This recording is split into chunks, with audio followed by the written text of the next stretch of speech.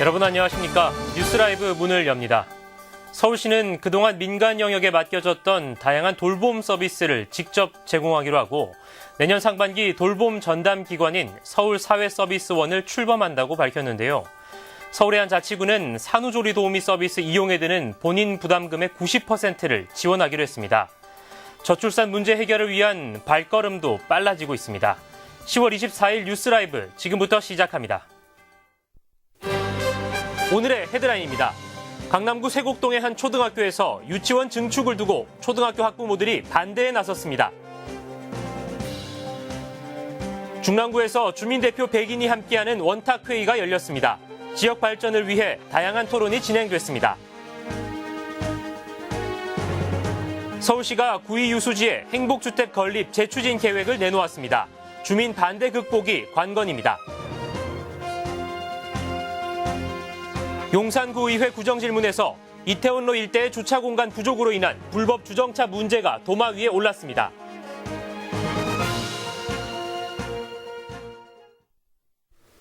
강남구 세곡동의 한 초등학교에서 학부모들이 같은 울타리 안에 있는 유치원 건물의 증축에 반대하고 나섰습니다.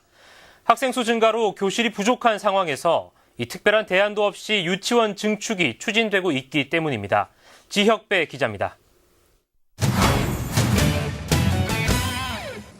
한 초등학교 학부모들이 1인 시위를 벌입니다. 늘어나는 학생 수로 교실이 부족한 상황에서 한 울타리 안에 있는 유치원의 증축이 추진되고 있기 때문입니다. 공간 자체가 전체적으로 부족한 상황이기 때문에 여기에 증축을 하는 것은 이제 불가하고 해당 초등학교는 44개 반에 1,000명 넘는 학생들이 다니고 있습니다. 학급당 평균 학생 수는 24명으로 서울시 평균보다 2명, 지역 평균보다 1명이 더 많습니다. 학부모들은 수년째 교실 부족 문제 해결을 촉구하고 있지만 교육 당국에선 외면하고 있습니다. 이런 상황에서 지난 6월 병설 유치원이 독립 운영되는 단설로 개원하면서 건물 증축이 추진됐습니다. 문제는 수개월에 걸쳐 논의된 건데도 교사나 학부모들은 전혀 몰랐다는 겁니다. 이달 초 교육청의 재정투자 심사에 안건이 상정된다는 소식이 알려지면서 반대 목소리가 커졌습니다.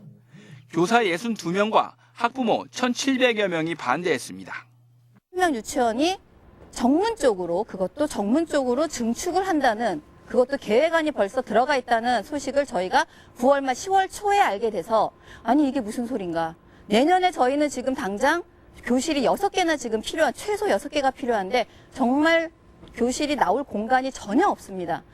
강남 서초교육지원청에선 해당 학교 교장과 유치원 원장, 교육청이 충분한 협의를 거쳐 동의를 받은 사안이라며 밀실 행정은 없었다는 입장입니다.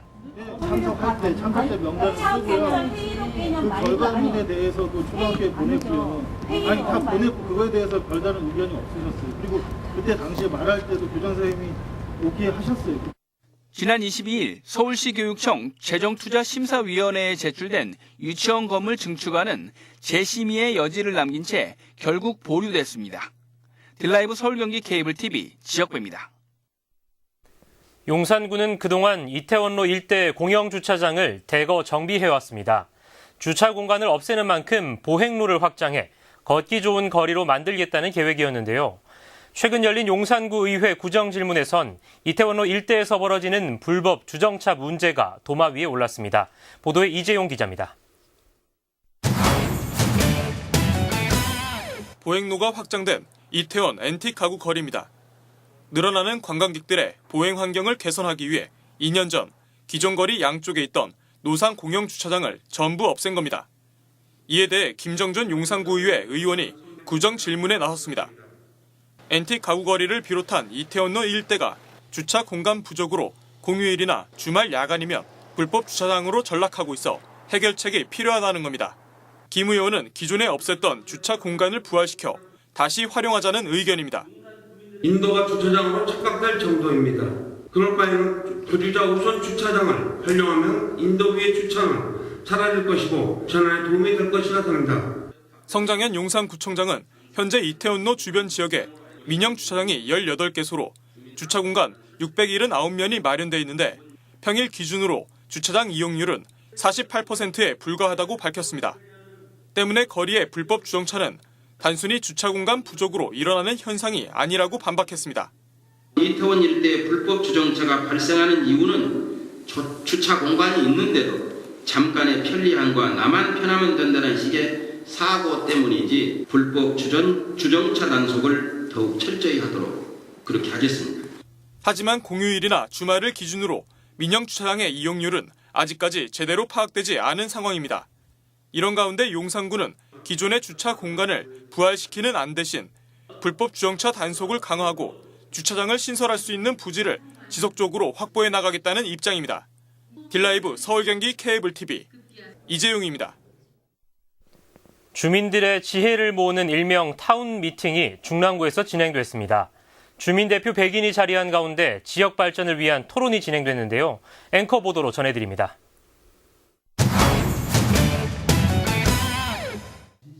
중랑구민이 생각하는 지역의 자랑거리는 무엇일까? 주민들은 중랑천과 용마산 등 천혜의 자연 환경을 꼽았습니다. 이에 반해 개선 사항도 나왔습니다. 주민들은 취약계층 해소와 지역경제 활성화가 시급하다고 느낍니다. 특히 명문학교 부족 등 열악한 교육 환경은 반드시 개선돼야 한다고 답했습니다. 우리 중랑구에 있는 학교 수준이 낮다고 보는지 고학년일수록 학부모들이 서로 지역으로 이제 이사를 가다 보니까 중랑구가 점차 좀 떨어지고 있는 수준이에요. 지역의 높은 관심 속에 열린 중랑비전 원탁회의. 세대와 연령 각 분야를 대표하는 100명의 주민이 자리했습니다. 지방자치 정착을 위해 쓴소리도 마다하지 않았습니다. 주민자치가 지원도 제대로 받지 않으면서 간섭을 받고 있는, 정착을 하지도 못하면서 다시 이름만 주민자치회로 바꾸는 그러한 우려가 있습니다. 중랑구는 이날 회의를 통해 정리된 내용을 구정에 반영할 계획입니다. 여기서 나온 의견이 주민의 의견이라고 저희들은 생각을 합니다. 모든 그 정책의 우선순위를 여기서 나온 의견에 두어서 예산이나 또는 그 정책이나 또는 그 자치법규 등을 다 통해서 실천을 꼭 해나갈 예정입니다. 중랑구는 주민들의 아이디어를 모으는 원탁회의를 앞으로 정례회시킬 계획입니다. 딜라이브 서울 경기 케이블 TV 김동훈입니다. 서울시는 지난 2012년과 2015년 구의 유수지에 기숙사와 행복주택을 지으려고 시도했습니다. 하지만 그때마다 주민 반발에 부딪혀 사업 시행은 무산됐는데요. 최근 서울시가 다시 행복주택 건립 계획을 내놓았는데 주민 반대를 극복하는 것이 관건으로 보입니다. 보도에 조성협 기자입니다. 광진구 구의 유수지입니다. 지난 2012년 서울시는 이곳에 20층 규모의 대학생 기숙사를 지으려 했지만 주민들의 극렬한 반대로 무산됐습니다. 2015년엔 489가구 규모의 주민 편의 시설과 행복주택을 동시에 짓는 계획을 세웠지만 마찬가지로 주민 반대로 인해 답보 상태에 머물렀습니다. 그러던 중 최근 서울시는 구의 유수지에 행복주택을 재추진한다는 계획을 내놨습니다. 서울시는 신혼부부에 특화된 400가구 규모의 행복주택 단지 건립 계획을 검토 중이라 밝혔습니다. 사업 시행을 위해 공유재산 관리 계획과 사업 계획을 승인받아야 하는데 임대주택의 공급 필요성이 높아진 만큼 큰 문제는 없을 것이라 전했습니다. 확실히 그 사업 계획 승인까지가 통과가 된다 그러면 이제 그 이후에 이제 바로 착수가 가능하기 때문에요. 추진한다라고 이렇게 말씀을 드릴 수 있을 것 같은데. 가장 큰 난관은 역시 주민들의 반대입니다. 현재로선 건립 계획이 서울시 내부 검토 단계에 불과하지만 소식을 접한 몇몇 주민들은 교통 혼잡과 조망권 피해 등을 이유로 이미 광진구청 게시판 등을 통해 반대 입장을 나타내고 있습니다. 구의 유수지에 행복주택을 짓게 된다면 도심 유수지에 공공임대주택이 들어서는 최초의 사례가 됩니다. 시가 주민 반발을 극복하고 사업 시행을 할 수 있을지 관심이 모이고 있습니다. 딜라이브 서울 경기 케이블 TV 조성엽입니다.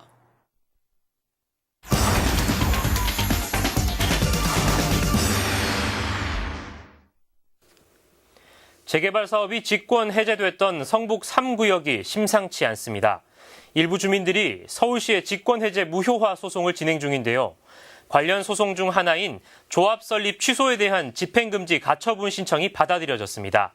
자세한 이야기는 취재기자 전화 연결해 들어보겠습니다. 이혜진 기자. 네, 저는 지금 성북구 성북동에 나와 있습니다. 네, 이 성북 3구역은 재개발이 해제된 지역으로 알고 있는데요. 어떤 소송이 진행 중입니까? 네, 성북 3구역은 성북동 3-28번지 일대입니다. 네. 한때 800여 가구의 아파트를 신축하기 위한 재개발 사업이 추진됐던 곳인데요.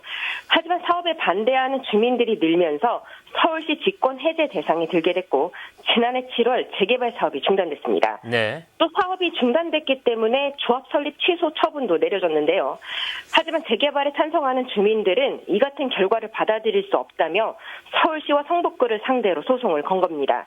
일단 법원은 주민들에게 생길 회복하기 어려운 손해를 예방하기 위해 긴급한 필요가 있다고 인정하며 올해 말까지 성북 3구역의 조합과 정비구역을 인정해야 한다고 판결했습니다. 이번 판결로 성북 3구역 직권 해제가 무효화되고 또 다시 재개발이 추진될 가능성이 있는 것인지 아직까지는 한 치 앞도 예측하기 힘든 상황인데요. 때문에 현재 성북구는 항소심을 준비 중인 것으로 알려져 있습니다. 네, 결국 이번 판결로 이 서울시의 직권 해제 조치가 이 법률적 다툼 소지가 있다는 것을 인정한 셈인데요. 이 직권 해제를 두고 다른 지역도 잡음이 많다고요? 네, 그렇습니다. 그 직권 해제란 지난해 말까지 서울시가 한시적으로 토지 소유자의 3분의 1 이상이 정비구역 해제를 요청하고 또 주민투표를 거쳐 찬성자가 50% 미만이면 정비구역을 직권 해제해 준 것인데요. 네. 성북 3구역의 경우도 주민투표에서 찬성표가 43%, 또 반대표가 25%가 나왔지만 투표에 참여하지 못한 조합원들의 표까지 반대표로 간주되기 때문에 사업은 직권 해제됐습니다. 이런 투표 방식에도 이의 제기가 이뤄지고 있습니다. 또 애초에 재개발에 반대하는 3분의 1 이상의 동의를 구하는 과정에서 지분 쪼개기와 같은 편법이 동원됐다는 증언이 이어지면서 직권 해제에 대한 반발이 커진 상황입니다. 이 같은 이유로 장리타운 안에서도 이미 재개발이 해제된 4개 구역에서 직권 해제에 대해 불복하는 소송이 진행 중에 있습니다. 네, 그렇군요. 이 한때 재개발에 대한 부정적 인식이 커지고 또 사업이 부진하면서 직권 해제가 한시적으로 진행됐었는데 다시 재개발을 추진하려는 움직임도 많은 것 같은데요. 어떻습니까? 네, 사실 그동안 직권 해제를 위한 주민투표까지 간 상황에서 찬성 측이 이긴 경우가 없었습니다. 네. 그런데 가장 최근에 주민투표가 진행된 장이 14구역에서 찬성표가 60% 이상이 나온 것으로 알려졌는데요. 재개발이 무산될 상황에서 그야말로 기사회생한 겁니다. 이 같은 결과가 나온 이후로는 강북 지역의 부동산 강세를 손꼽을 수 있습니다. 사업을 추진했던 재개발 단지를 중심으로 집값이 수억 원씩 올랐기 때문인데요. 그만큼 조합원들의 수익률이 커졌다는 이야기입니다. 이런 주변 상황이 재개발에 대한 부동층을 찬성 쪽으로 이끈 것이 아니냐는 분석이 나오고 있습니다. 과연 이미 재개발이 취소됐던 지역에서 다시 재추진이 가능할지 소송 결과를 좀 더 지켜봐야 할 것 같습니다. 네, 이혜진 기자 잘 들었습니다. 네, 이 판결 소식이 나오는 대로 또 소식 전해드리도록 하겠습니다. 성북 3구역 만나봤습니다.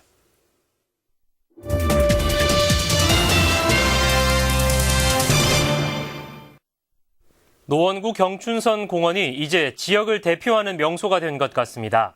지난 주말 옛 화랑대역에선 새 단장을 마친 화랑대역 개관식과 함께 가을 음악회가 열렸는데요. 현장에 박선화 기자가 다녀왔습니다. 쭉 뻗은 기찻길을 따라 발걸음을 내딛는 사람들. 양팔로 균형을 잡아보지만 그리 오래가진 못합니다. 기찻길에 걸터 앉아 연인들은 사랑을 속삭입니다. 날씨마저 화창한 가을 오후. 낙엽진 간이역의 운치가 사람들의 마음을 사로잡습니다. 날씨가 일단 너무 좋고 단풍도 너무 예쁘고 근데 기찻길 보러 왔는데 음악회까지 한다 그래가지고 너무 좋은 것 같아요. 우리나라에선 보기 힘든 노면 전차는 단연 뜨거운 관심을 받습니다. 관람객은 전차 내부를 구경하고 자리에 앉아 기념사진도 남깁니다. 이거 예전 거 그대로 복원했는 게 이게 되게 신기하고 예전에 만든 건데 지금 거하고 별 차이 없이 되게 잘 만드는 것 같아요. 오랜 복원 공사 끝에 새 단장을 마친 구 화랑대역 개관 행사도 열렸습니다. 이를 기념하기 위해 뉴서울 필하모닉과 테너 김철호 교수의 축하 공연도 이어졌습니다. 화랑대 철도공원을 이번 기회에 많이 알려서 많은 분들이 이곳을 찾을 수 있는 그런 지역으로 하기 위해서 이렇게 준비를 하게 됐습니다. 경춘선 숲길 공원이 명실공히 지역을 대표하는 명소, 시간과 세대를 넘어 추억을 공유하는 장소가 되고 있습니다. 딜라이브 서울 경기 케이블 TV 박선아입니다. 책 읽기 좋은 계절이 따로 있겠냐마는 많은 분들이 가을은 독서의 계절이라고 하죠. 구로에서 책축제가 열렸는데요. 영상 보시고 아직 다 읽지 못하고 책장 한편에 잠들어 있는 책을 꺼내보시는 건 어떨까요? 엄종규 기자입니다. 도포자락에 6원까지 챙겨 쓰고 과거에 입시한 꼬마 유생들. 출제관이 시제를 공개하자 기다렸다는 듯이 식구를 써내려갑니다. 환경오염으로 아파하는 지구를 걱정하는 마음과 평화에 대한 염원. 아직 맞춤법이 서툰 아이도 친구와 친해지고 싶은 마음을 글에 담아 화선지를 채웁니다. 아이들에겐 색다른 경험입니다. 색다른 것 같고 집 가까이 이렇게 공원에서 단풍 보면서 할 수 있다는 게 재밌는 것 같아요. 올해 구로 책축제에는 과거시 경연대회는 물론 동아구연과 무료 책나눔, 가족 연극 공연 등 다양한 부대 행사도 함께 마련됐습니다. 여기에 문학작품의 내용을 주제로 독서 골든벨도 진행돼 독서로 체득한 지혜를 뽐내고 가족 간 화합을 다지는 시간이 됐습니다.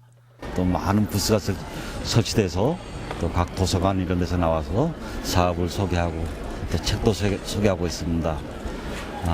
우리 구로구가 전국에서 제일 가는 그런 책 읽는 도시가 됐으면 하는 마음입니다. 구로구의 굉장히 중요한 그런 구정 과제 중에 하나가 책 읽기 사업입니다. 한편 구로구는 주민들이 책을 읽고 토론해 생각을 공유하고 이를 통해 지역 공동체 형성을 목표로 책 읽는 구로 캠페인을 벌이고 있습니다. 딜라이브 서울 경기 케이블 TV 엄종규입니다. 중랑구가 출산 가정의 경제적 부담을 덜기 위해 나섰습니다. 이달부터 산후조리 도우미 서비스 이용에 드는 부담금의 90%를 지원하기로 했는데요. 자세한 내용을 앵커 보도로 전해드립니다. 날로 심각해지는 저출산 문제. 경제적 부담은 저출산 원인 중 가장 높은 비중을 차지하고 있습니다. 이런 가운데 중랑구가 출산 가정의 경제적 부담을 돕기 위해 나섰습니다. 이달부터 산후조리 도우미 서비스 이용에 드는 본인 부담금의 90%를 지원키로 한 것입니다. 산후조리 도우미 지원 사업은 보건복지부와 서울시에서 출산 가정의 건강관리사를 파견해 출산과 양육을 지원하는 사업이지만 경제적 부담으로 인해 그동안 지원 대상이 적었습니다. 이에 구는 보다 많은 주민들이 서비스를 이용할 수 있도록 본인 부담금 지원에 나선 것입니다. 특히 구는 저소득층 가정의 서비스 이용이 많아질 것으로 기대하고 있습니다. 지원 대상은 신청일 기준 중랑구 거주 1년 이상 산모로 출산 예정일 40일 전부터 출산 후 30일까지 보건소를 방문해 신청하면 됩니다. 딜라이브 서울 경기 케이블 TV 김동훈입니다. 강동구 천호동엔 문화생활과 더불어 육아 정보를 제공하는 도서관이 있습니다. 최근엔 개관 1주년을 맞아 엄마와 아이가 함께하는 행사가 열렸다는 소식입니다. 보도에 박영찬 기자입니다. 아이를 안고 강사의 목소리에 귀 기울이는 엄마들. 영유아들이 먹을 이유식을 만들기 위한 수업이 한창입니다. 천호도서관 개관을 기념해 초보 엄마들의 육아를 돕기 위한 이유식 만들기 수업이 열린 겁니다. 천호도서관이 문을 연 것도 올해로 1주년. 신혼부부 계층이 많은 천호동 지역의 특성을 고려해 공동 육아 개념이 도입된 도서관이 지어졌습니다. 이날 행사에선 아이들과 함께할 수 있는 프로그램을 비롯한 도서관 개관 1주년 기념 사진전 등 풍성한 참여 행사가 준비됐습니다. 천호도서관 1주년 개관 행사가 있는 날인데요. 30대 초반부터 40대 초반까지 그 30, 40대들의 인구가 굉장히 밀집된 지역으로 나타났습니다. 그분들의 가장 필요한 서비스가 바로 육아이지 않을까라는 생각으로 저희가 이렇게 만들게 되었습니다. 행사에 참여하는 엄마들도 한껏 상기된 모습입니다. 실생활에서 아이들과 함께하는 데 꼭 필요한 육아 정보를 접할 수 있기 때문입니다. 전문가 선생님하고 같이 수업 듣고 이유식 만드는 거 해보니까요. 몰랐던 사실도 많이 알게 되고 또래 엄마들하고 같이 정보도 공유할 수 있어서 되게 유익한 시간이었던 것 같습니다. 천호도서관은 개관 1주년을 기념해 지역사회 엄마들과 아이들을 위한 육아 프로그램을 강화해 나가겠다는 계획입니다. 딜라이브 서울 경기 케이블 TV 박영찬입니다. 서울 도심에 멧돼지가 출몰해 민가에 피해를 입히는 경우가 종종 있습니다. 특히 10월과 11월 멧돼지 출몰 건수가 가장 많아 각별한 주의가 필요하다고 합니다. 보도에 송지현 기자입니다. 서울 강북구 일대 멧돼지 6마리가 출몰해 동네를 헤집고 다닙니다. 도봉구에서는 멧돼지 10마리가 때로 출몰해 농경지를 파헤치고 민가로 돌진하는 등 피해가 발생했습니다. 이렇게 멧돼지가 주로 출몰하는 지역은 산과 인접한 곳으로 북한산과 인접한 종로와 성북, 서대문과 수락산과 불암산 등이 인접한 노원 등지에서 자주 나타납니다. 특히 10월과 11월 사이 출몰 빈도가 가장 높은데 최근 3년간 통계 수치상 10월 멧돼지 출몰 건수는 238건으로 전체의 16.3%를 차지했습니다. 멧돼지 출몰 장소별로는 산이 908건으로 가장 많았고 아파트 156건, 도로 132건, 주택 93건, 공원 58건 등의 순이었습니다. 이렇게 멧돼지가 일반 주거지에도 자주 출몰하는 만큼 안전사고에도 유의해야 합니다. 소방재난본부는 멧돼지와 눈이 마주쳤을 경우 소리를 지르거나 뛰기보다는 멧돼지의 눈을 똑바로 쳐다보고 만약 멧돼지가 돌진할 경우 주위의 큰 나무나 바위 뒤로 피해야 한다고 밝혔습니다. 야외에서 멧돼지를 발견하면 조용히 자리를 피하는 것이 좋은데 눈을 마주쳤을 때는 뛰거나 소리를 지르지 말고 침착성을 유지하는 상태에서 멧돼지 눈을 똑바로 응시하면서 서서히 등을 보이지 않고 뒤로 물러서면 됩니다. 또 사람을 위협하는 야생동물을 발견할 시 즉시 119로 신고해야 합니다. 딜라이브 서울 경기 케이블 TV 송지연입니다.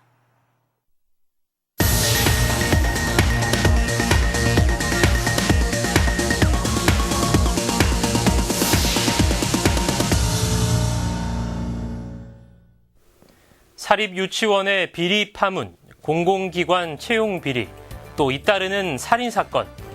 자연이 계절의 옷을 입고 붉게 물들어가니 세간의 소식들도 그에 따라 우리 얼굴을 붉히는 소식들로만 채워지는 건지 하얀 겨울이 왔을 땐 우리 사회에 들리는 소식들도 조금은 하얗게 정화가 됐으면 하는 엉뚱한 생각마저 드는 요즘입니다. 뉴스 라이브 마칩니다. 시청해주셔서 고맙습니다.